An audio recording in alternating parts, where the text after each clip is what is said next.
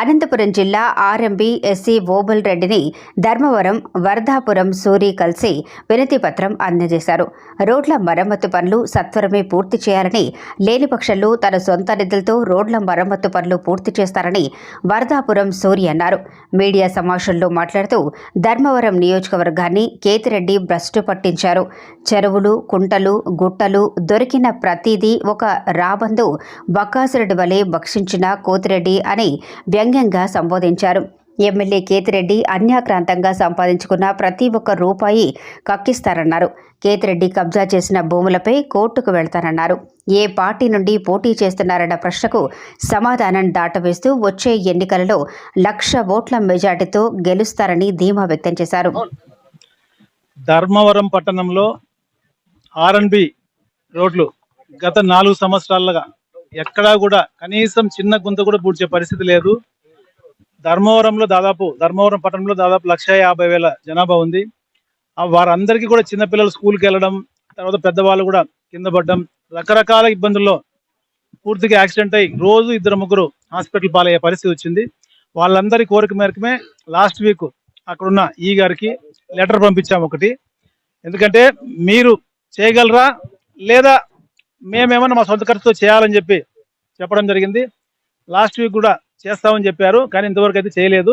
కాబట్టి ఫైనల్గా ఇవాళ ఎస్సీ గారి దగ్గరకు వచ్చి మాట్లాడి చెప్పి మీరు చేయగలరా లేదా మేమే జిఎస్బి, వెట్మిక్స్, బీటీ కూడా చేసి ఆ గుంతలన్నీ పూడ్చి ప్రజలకు ఇబ్బంది లేకుండా చేయాలనే ఉద్దేశంతో ఈరోజు ఎస్సీ గారిని కలవడం జరిగింది. ఎస్సీ గారు 1 వీక్ టైం ఇస్తే మేము చేద్దామని చెప్తున్నారు. ఆయన చేస్తారా లేదా రేపు బుధవారం వరకు టైం ఇచ్చాం. బుధవారం లోపల ఆయన చేయకపోతే నెక్స్ట్ గురువారం నేనే దగ్గరుండి ఏవైతే ధర్మవరం పట్టణంలో ఇవన్నీ ఉన్నాయో దానికి వెట్మిక్స్, బీటీ కూడా అంతా అన్నీ వేసి తప్పకుండా ఆర్ఎన్బి పరిధిలో ఉన్న ధర్మవరం పట్ల అన్ని గుంతలు కూడా పూర్తిగా పూడ్చి ప్రజలకు ఇబ్బంది లేకుండా చేద్దామని చెప్పి అనుకుంటున్నాం. కానీ ఈ 4.5 సంవత్సరాల్లో అభివృద్ధి అని అక్కడ స్థానిక శాసనసభ్యుడు చెప్తున్నాడు. ఎక్కడా కూడా అభివృద్ధి అయిందైతే లేదు. ఆయన మాత్రం బ్రహ్మాండంగా అభివృద్ధి అయ్యారు, చాలా బాగా అయ్యారు. ఈరోజు ఒక పత్రికలో ఛానల్ కూడా వచ్చింది ఆయన అభివృద్ధి గురించి. కానీ వాళ్ళు చాలా తక్కువ చెప్పారు, కొన్ని 100 కోట్లే అని. 100 కోట్లు కాదు, 3 నుంచి 4,000 కోట్లు సంపాదించాడు ఆయన. 3,000 కోట్ల నుంచి 4,000 కోట్లు ప్రజల రక్తం పీల్చి ప్రజలను దోపిడీ చేసి గుడ్ మార్నింగ్, కబ్జా మార్నింగ్, రకరకాలుగా శాండ్ కావచ్చు, ఇసుక కావచ్చు, మట్టి కావచ్చు, రకరకాల దీంతో సంపాదించాడు. దానిపైన ఎన్జిటి నుంచి కూడా ఆర్డర్ వస్తుంది. కొంతమంది అధికారులు ఇప్పుడు కూడా బెదిరించి ఎన్జిటికి ఆయనకు ఫేవర్ గా రాయాలని ఇస్తున్నారు. ఆ అధికారులకు ఒకటే చెప్తున్నా, ఈ రోజు మీరు ఆయనకు బెదిరి నిజంగా తప్పుడు రాతలు ఎన్జిటికి ఇస్తే రేపు పర్మనెంట్ గా మీరు జైల్లో ఉండే పరిస్థితి ఉంటుంది. ఎందుకంటే ఆయన చెప్పినట్టు అది ఖచ్చితంగా చెరువు కబ్జా చేసి కట్టాడు ఇల్లు, గెస్ట్ హౌస్. దానిపైన అధికారులకు డైరెక్ట్ గా వార్నింగ్ ఇస్తున్నాం.